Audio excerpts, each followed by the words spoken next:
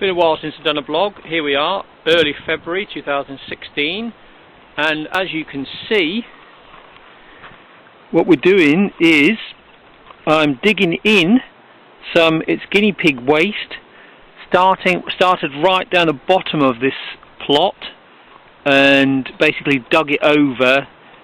Started it off in the autumn, obviously, when we got the crops in, and this year I've just been digging in, working upwards, basically spread the waste along the line there, and then you backfill using it's heavy, very heavy clay soil here, a couple of miles from the Trent. So that's what we're doing for the soil this year. Thought I'd try a different variety of fruit trees, so been planting different varieties of apples, like for instance there's Jonah Gold, and also Cox's Pippin.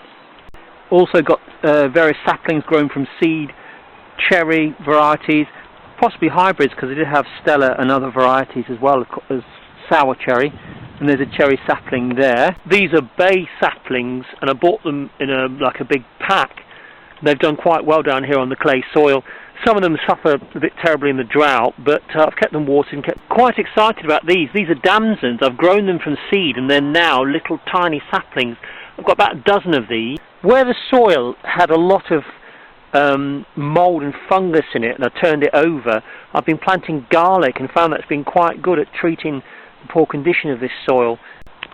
In the late summer, when I finished harvesting the soft fruit, I took lots of cuttings of red currants, black currants, and of course gooseberries, and the red gooseberries in particular, I was quite fond of them, so I put lots of cuttings down. I just basically cut them, and a lot of them had spread roots and propagated anyway, so I just put little cuttings in. They weren't all taped, but it's worth a go to keep soft fruit going. My 3 gauge plum trees. The gauge plum trees last year didn't really give me a decent crop, and I found out why. I didn't put enough potassium in around the soil, and basically I used animal waste, and of course that hasn't properly decomposed. So this year I'm putting in the correct fertiliser. I'm using bone meal, fish bone and bone meal, high potassium. I'm hoping, and I just sprinkled some round, and I'm going to have to water that in, and I've pruned them much more severely this year and tried to, prune out the weak shoots, anything going sort of vertically up and down, and cross it. Not perfect, but I'm trying to see if I can improve the yield, because I've got virtually no fruit. But also, because they are all 3 of them are the same variety, I put some other plum varieties around them, and I've got like a Victoria and an Opal plum. The rhubarb this year, I'm hoping will do better, but you can see now that it's already starting to come up now in early February, and I do give that a good general feed. Towards the back of the rhubarb I propagated a lot of blackberries, and I pruned them quite heavily down to what they were over the summer. I probably could do with some more pruning, but not too much more, because the spring is... As you can see, the rhubarb's doing well, and as most people have discovered on looking around England, the daffs are already up and have been up for a couple of weeks already. What's interesting about damson saplings is they just look like nothing, like a little stick. And this is another damson sapling, and I'll try and find out a bit more about them, but all grown from seed, from walks I've done along the riverside. I found fallen fruit and just collected some of the old rotten fruit grown from the stones. I put them in the freezer over winter, and then cracked the seeds from the kernel. If you have problems with mouldy fungus soils and pests like eelworm, etc., it's good to plant some garlic, and we've planted it all over this plot, and I'm going to split this and propagate it, and I put this on another plot which basically has the same problem with mouldy fungusy soil that actually kills tree roots. And we found we couldn't grow much the first year, and in any case, when you're putting things to decompose where the compost hasn't decomposed, you can't really grow trees, because obviously it's decomposing, which I found out myself. Here we have an area where I've tried to propagate some blackberries, and I've had mixed success. Last year there was quite a drought on, but I was persistent and I just put dozens and dozens of little cuttings in. Some even had roots, but because, as you can see, I'd put some some stuff that was composting. They didn't like it, but these have survived the winter and me, and they seem to be, so this year should get some blackberry. The remains, of course, of the string beans.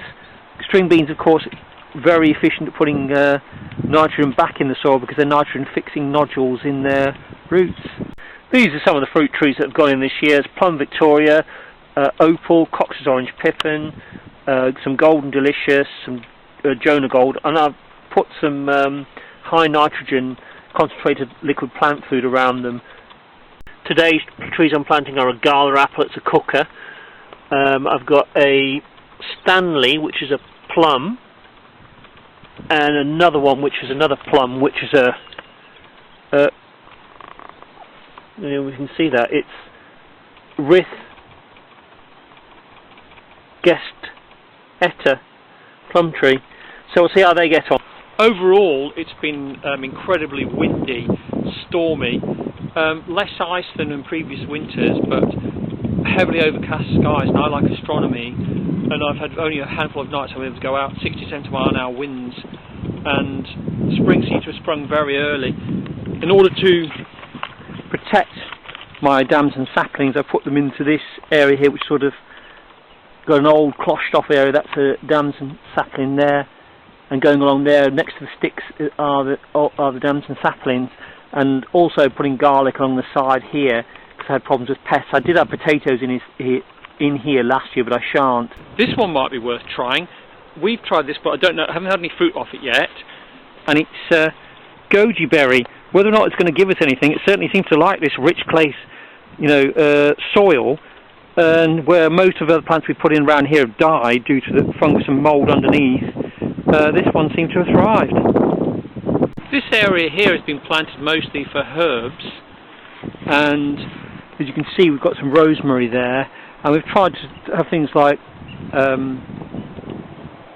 tarragon and basil and more rosemary, but this is really nice, this white camellia that's done very well here, and this is my little prize little damson that I'm hoping it's going to take for my seed there, little tiny thing there, and that's another damson sapling there, and that's bay, and basically we've got other herbs down here as well, and huge bay thing there. I've tried some little olives here and they just don't seem to have done very well down here, quite stunted, and they get quite heavily attacked. A lot of mosquitoes here, and you have to use repellent in the summertime, and that's just like a little lemon tasting, well, lemon flavoured, if you like, thing. Mint grows very well down here, and I've tried to grow some rock roses, but what has been a stunning success here, not surprisingly, is a passiflora, this passion flower. Planted this, and despite the fact that it's actually depths of winter here, well, by this standard of this place, it's just completely gone rampant. I once grew some of this in my garden, and the flowers are very beautiful. It just about killed everything else, so I'll have to keep an eye on that one.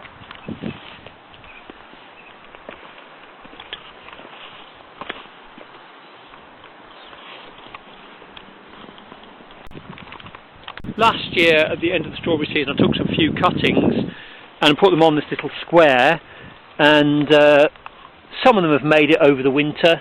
This is my little strawberry patch here. Some little strawberries cuttings have taken, and I'll just have to see how they propagate and spread over the course of the year. But there are a lot of storms around, and basically, they're there somewhere when I look.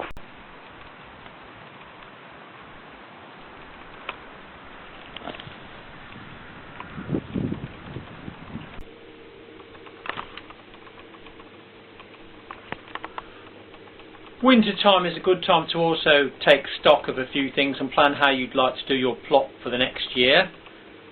And good time to get hold of some fruit trees if you want, sort of things like Bon Chrétien pear trees or Prunus domestica.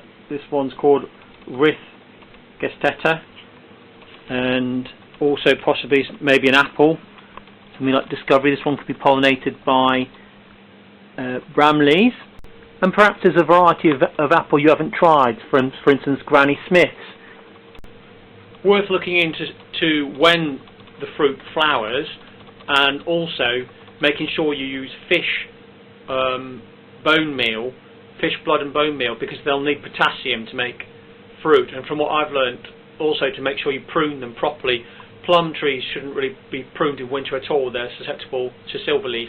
They should be pruned in summer, say August time, and also make sure that the pruning is severe enough to really cut out any weak branches, those that face inwards. And remember, with pear trees you get more fruit on the side branches. You can also make a fan-trained pear tree, if you look that up, and with apples and plums you can make them more compact. These are on dwarf rootstocks anyway. So once you've actually unpacked your tree, you'll find from the shop that it'll come with its root balls soaked in either saturated various soils. Some of them use very absorbent materials and they're very damp, but others will be bone dry. So I tend to, when I get the rootstocks, I tend to take these off straight away when they're home and really soak the root balls to make sure that you know, you're going to replenish some of the water they're going to need to take up, you know, the xylem, etc., etc., to keep them alive. But mostly these ones in February haven't yet burst out into leaf yet. They're just in. I might also be interested in acquiring something different, like an Oregon grape. Some of these you can find very reasonably priced if they're not very popular. And also, of course, in my previous I mentioned things like goji berries, and also more unusual plants, things like these cornus plants, which are beautiful displays in winter. They come in different varieties. Or you might try an albus. This one's a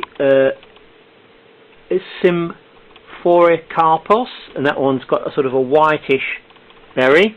And another Symphoricarpos. This one's got a sort of a pinky white berry. And there's another cornus there. And again, another beautiful winter. These sort of plants can fill out a winter ball. Of course, once the springtime really gets going, the mosquitoes will be there. So make sure you've got some spray like Repel to put on. Make sure that you're not hypersensitive to it. Get your onion sets ready. You can get various twin packs, single pack. Stuttgarter works well where I live. In the Midlands in England. Stir on. Perhaps you might want some shallots as well. And I've also drawn up a planting schedule. So we've got, for instance, late April, potatoes, Brussels, turnips, bolt hardy beetroot, kohlrabi, leeks, broccoli, and French breakfast radish can be done April and May. Then May you've got dwarf French beans, Swedes, turnips, baby beets, again kohlrabi, chives, runner beans, pumpkins, cold frame will be needed.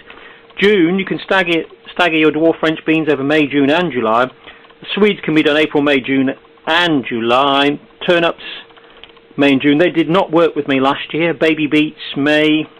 Chard, really fancy having a go at chard. I've penciled that in for June and July planting. Chives, June and July. Spring onions, again June and July. October, broad beans. Of course, this isn't hard and fast, and what works with you could be different. And of course, you may be using a glass house. I'm not. Although I might try planting some seeds again. Made a mistake of planting them in the middle of a rainstorm, and then came a drought, and then pests got them. So a lot of people I've looked at who've had success have put in plants very mature. So not, you know, jump the gun when they put plants in. Make sure you might want to get some hormone rooting powder as well. That can be handy for cuttings. And also, if you've got some unusual on your walks and travels, you found some unusual plants, say for example various wild cherries or damsons or the like, or gauge plums that have fallen down on the ground, you know, around someone's garden or on the road, and you're a bit like me, you know, and you're a bit of a sort of a collector. You can pick up old damaged fruit, and you can store the stones in the freezer. These will need cracking open, and the seeds, I mean, obviously I can freeze these again for a bit longer, keep them really cold. They've been in my car actually in this pepper container, and then try planting them out, because I've done this to great success with cherries and damsons. This year I've looked at things such as mirabelle, and also the possibility of growing something like a mulberry. I've seen them in garden centres, and I even bought some mulberry seeds. out of the mulberry seeds I planted 10, 2 grew into seedlings, but they didn't survive the transition from indoors to outdoors. Perhaps I should have kept them indoors a lot longer, but they didn't seem to be very happy in the compost. But maybe I should have changed it to something a bit more drainage, because you know you can persevere and try with these things. Other little jobs you can get up to in February is repair some of the storm damage. I bought some larger clout nails, of course. These are galvanised clout nails. A bit more twine. Of course, you can get other polymer twine that's stronger than this jute, but it does a good job. And also, anything you sort of collected over the winter, like sweet chestnuts or something. I don't know if these will take, but you know, there's things I found in little woodland walks as seeds. And another thing I was going to say was, you can get your seeds in order, and you can obviously write your little labels out for your plantings, and check your dates on your seeds. You can always experiment with them. I mean, I've tried different varieties, even though the dates might not be quite in. You know, you can see if they do take. Sometimes they won't be hardy enough. And another important thing that I've learned is to try, instead of using lots of chemicals to kill pests, try using garlic. And also, I'm going to make from these old garlic cloves here, I'm going to crush them and make a little spray. My fruit trees have had terrible canker, and last year for the first time I sprayed them with like a garlic mixture spray, and I put a bit of vinegar in it as well, and I found it worked really well. It really did cure the canker a lot. So this year I'm expecting a bit more, and of course I've used blood, bone and fish bone meal. I need more potassium really in my rich clay soils to get fruit, because I really have got a lot of leaves, a lot of branches, but not much fruit. I have watched other people, and what they do is they plant out things like French marigold and also borage and other herbs, and these are to get rid of pests. And if you have a herb garden, and I've just started one last year that's got things like sage and oregano and thyme in it, it's well known that many insects, pest insects that is, are not very fond of them, although pollinators like other plants like lavender, you're less likely to get problems with pests if you plant the right plants around them. Garlic has been fantastic for me. It's really sort of helped some of the potatoes I planted to be less infested with wireworm and the like. Also check little cuttings. I took lots of little cuttings at the end of August, and I don't know whether they'll all take. I'm probably not going to know until a month or two. These were cuttings from red gooseberries, the white gooseberries, and even red currant and black currant. And I took lots of strawberry runners from one patch and put them on another, and they've really been battered in the storms. Looks like I've got about 18 left, probably out of 40 little cuttings I put in. I don't know how they'll fare, but we'll just have to see. And I've been feeding them liquid feed over the last few weeks, and digging in the waste from my guinea pigs into some of the soil, but not planting out on the dug-in areas. There's plenty of garlic there at the moment. Once you've planted your Symphori carpus and your cornus, you're going to have to add some liquid fertilizer. So basically, I've got a liquid feed, and you can choose from a number on the market. And the idea is you just put a capful or in a capful, and I would mix it in with my water container, because where I'm down the allotment they've turned the taps off for now. Put in your watering can, and I've got my cornus here, one there and one there, and my Symphocanus, there's one there. There's like a white berried one and a pink berried one, so I'm going to put plenty of liquid feed on them. And the same with any new fruit trees you put in, such as apples and pears.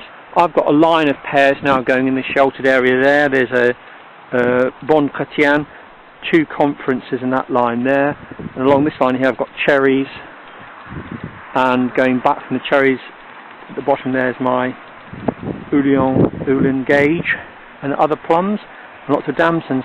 So basically I'm hoping there'll be a lot of pollen. And these 2 were a big success. They're only little.